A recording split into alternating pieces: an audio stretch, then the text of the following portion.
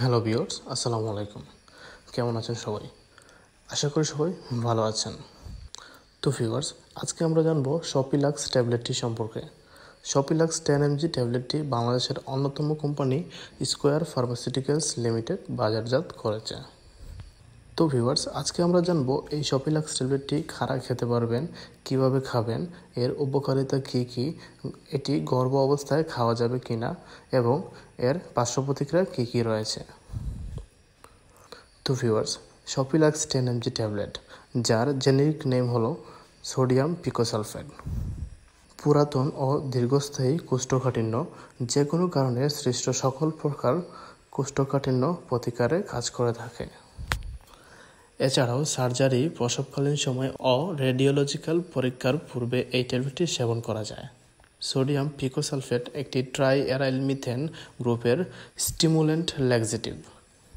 এটি গ্রহণের পর বৃহদন্তের ব্যাকটেরিয়া দ্বারা সক্রিয় হয়, ফলে ইহা বৃহদন্তেই কাজ করে।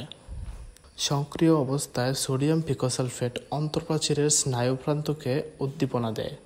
বৃহদন্তের লুমেনে পানি ও ইলেকট্রোলাইটের পরিমাণ বেড়ে যায় এবং পেরিস্টালসিস ত্বরান্বিত হয়, যার ফলে মল নরম হয়ে দ্রুততার সাথে অগ্রসর হয়।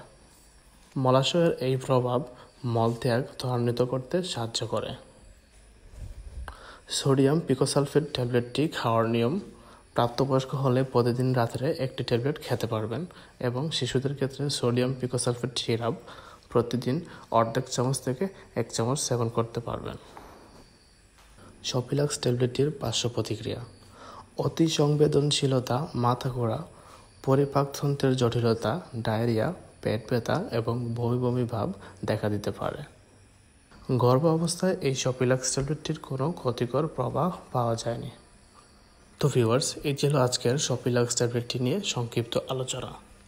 ভিডিওটি ভালো লাগলে একটি লাইক করবেন এবং আমার চ্যানেলে নতুন হয়ে থাকলে চ্যানেলটি সাবস্ক্রাইব করে পাশে থাকা বেল আইকনটি বাজিয়ে রাখবেন। ধন্যবাদ সবাইকে। আসসালামু আলাইকুম।